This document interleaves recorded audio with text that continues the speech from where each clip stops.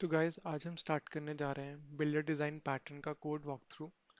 ये initial requirement है कि आपको एक लंच चाहिए, आप लंच के लिए ऑर्डर कर रहे हो और आपके पास इनिशियल रिक्वायरमेंट में क्या आता है कि आपको ब्रेड चाहिए, कॉन्डिमेंट्स चाहिए, ड्रेसिंग चाहिए हो सकती है और मीट चाहिए हो सकता है। तो ये आपके पास इनिशियल रिक्वायरमेंट में ये सब आ गया। तो ये इसके गेटर्स और सेटर्स हैं। अब इनिशियली हम लोग जब इसको कॉल करेंगे तो हमारे पास क्या रहेगा कि हम लंच ऑर्डर क्रिएट करेंगे और हमें जो जो आइटम्स चाहिए, अगर हमें ब्रेड चाहिए किस टाइप की चाहिए, व्हीट चाहिए या ब्राउन ब्रेड चाहिए, कॉन्डिमेंट्स किस तरह के चाहिए, लेटस चाहिए या टोमेटोज चाहिए, फिर ड्रेसिंग हो गई, ऐसे ही मीट हो गया। अब ये रिक्वायरमेंट इजीली वर्क करेगी कि उसमें कोई प्रॉब्लम नहीं आएगी, बट जैसे जैसे ये कॉन्डिमेंट्स और जो हमारे पास जो ब्रेड है ये सब पैरामीटर्स इंक्रीज होते जाएंगे, वैसे ही ये ऑब्जेक्ट जो है ये कॉम्प्लेक्स बनता जाएगा। और हर बार इसके लिए अब हो सकता है कि मुझे वीट और लेटस चाहिए, मस्टर्ड नहीं चाहिए हो सकता, हैम चाहिए और वीट चाहिए बट लेटस नहीं चाहिए। इस तरह के सिनेरियोज हम देखें लंच ऑर्डर 2 में, तो उस केस में क्या बनेगा कि हमारे पास एक ये कंस्ट्रक्टर बन गया कि सिर्फ ब्रेड चाहिए इस केस में। इस केस में क्या चाहिए, ब्रेड और कॉन्डिमेंट्स चाहिए। ऐसे ही ब्रेड चाहिए, कॉन्डिमेंट्स चाहिए और ड्रेसिंग चाहिए, और ये 4 का कंस्ट्रक्टर बन गया।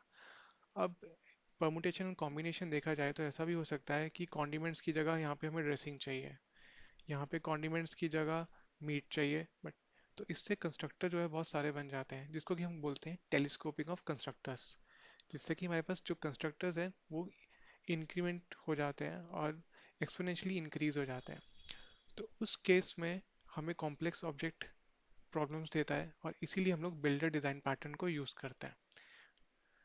तो बिल्डर डिज़ाइन पैटर्न में क्या रहता है कि आपके पास एक नॉर्मल, जैसे आप लंच ऑर्डर क्लास आपने पहले बनाई थी वैसी क्लास रहेगी, आपकी प्रॉपर्टीज रहेंगी ब्रेड, कॉन्डिमेंट्स, ड्रेसिंग और मीट।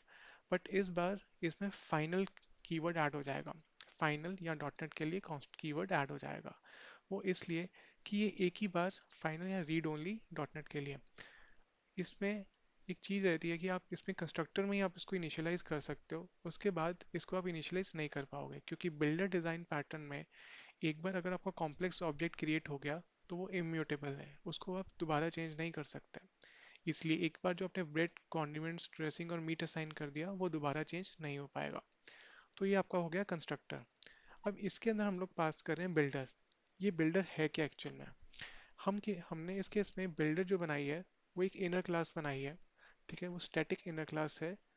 तो उस केस में हमारे पास सेम पैरामीटर, जो सेम हमारे पास प्रॉपर्टीज थी लंच ऑर्डर में, वो सेम प्रॉपर्टीज यहाँ पे आ जाएंगी बिल्डर क्लास में। अब वो प्रॉपर्टीज आ गई, वो फाइनल नहीं है, नॉर्मल प्रॉपर्टीज हैं और उस प्राइवेट है।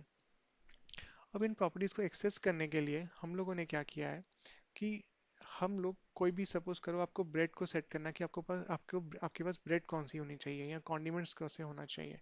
तो उस केस में हम क्या करेंगे, एक मेथड बनाएंगे जिसके अंदर हम लोग पास करेंगे किस टाइप की हमें ब्रेड चाहिए, वो ब्रेड हम सेट कर देंगे। वो सेट करने के बाद हम जो रिटर्न करेंगे वो दिस को रिटर्न करेंगे, मतलब जो करंट ऑब्जेक्ट है उसको रिटर्न करेंगे।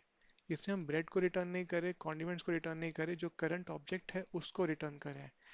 इस ऑब्जेक्ट को रिटर्न जो करें, दिस को रिटर्न करें, इसी की वजह से जैसे स्ट्रिंग बिल्डर में था कि स्ट्रिंग बिल्डर डॉट अपेंड कर सकते हो आप, जैसे जैसे आप स्ट्रिंग्स को ऐड करते जाओगे ऐसे ही हम लोग बिल्डर के अंदर अपेंड कर सकते हैं जो जो हमें इन्फॉर्मेशन चाहिए। अगर आपको ब्रेड चाहिए तो आप ब्रेड अपेंड कर सकते हो, कॉन्डिमेंट्स चाहिए तो कॉन्डिमेंट्स अपेंड कर सकते हो। वो हम आगे देखेंगे कैसे। तो जब ये सब हम लोग फील्ड्स बना लेंगे और उनमें से दिस रिटर्न कर देंगे, तो उसके बाद एक मेथड आएगा बिल्ड का। ये बिल्ड क्या करेगा, लंच ऑर्डर 3 को रिटर्न करेगा और ऑब्जेक्ट बनाएगा न्यू लंच ऑर्डर 3 का। अब देखो जो हमने दिस बनाया था, दिस बना के हम लोग यहाँ पे उसको पास कर रहे हैं यहाँ पे। तो तो यहाँ से पास होके यहाँ जाएगा दिस के पास, यहाँ से दिस में आया बिल्डर, अब builder bread, builder dot condiments, ये सब असाइन हो जाएगा लंच ऑर्डर के ब्रेड, कॉन्डिमेंट्स, ड्रेसिंग और मीट को। अब देखते हैं ये काम कैसे करेगा। तो इनिशियली हम लोगों ने कैसे बनाया, लंच ऑर्डर 3 डॉट बिल्डर। तो हम लोगों ने इनर क्लास जो थी उसको इनिशियलाइज किया। उस इनर क्लास के अंदर इनिशियलाइज होने के बाद हम लोगों ने बिल्डर बनाया, बिल्डर के पास ब्रेड को पास किया। अब ब्रेड जो थी हमारी दिस रिटर्न कर रही थी, मतलब एक बिल्डर रिटर्न कर रही थी। तो उसी बिल्डर में हमने कॉन्डिमेंट्स को भी ऐड कर दिया, अब कॉन्डिमेंट्स भी बिल्डर को रिटर्न कर रही थी, तो उसी बिल्डर के अंदर हम लोगों ने ड्रेसिंग को अटैच कर दिया, ऐसे ही हमने वेट को अटैच कर दिया। अगर ये दिस नहीं रिटर्न कर रही होती तो हम डॉट कॉन्डिमेंट्स नहीं कर सकते थे। अब ये दिस रिटर्न कर रही है, मतलब बिल्डर रिटर्न कर रही है, इसकी वजह से हम लोग यहाँ पे कॉन्डिमेंट्स को ऐड कर पा रहे हैं। नेक्स्ट इज हमारे पास जो कॉन्डिमेंट्स हमें चाहिए थे, जो ब्रेड चाहिए थी, वो हमने ऐड कर दी।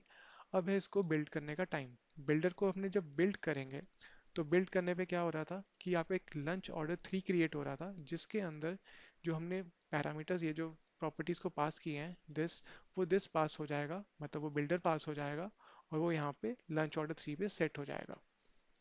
और वो रिटर्न क्या करेगा, लंच ऑर्डर 3 को। यहाँ पे हम देखा देखा था हमने कि वो लंच ऑर्डर 3 को ही रिटर्न कर रहा है। तो यहाँ पे हमारे पास लंच ऑर्डर आया। अब उस लंच ऑर्डर को जैसे हम नॉर्मली यूज़ करते हैं किसी ऑब्जेक्ट को, वैसे हम यूज़ कर सकते हैं उसकी प्रॉपर्टीज़ को एक्सेस करने के लिए। और इसको रन करके देख लेते हैं हम लोग।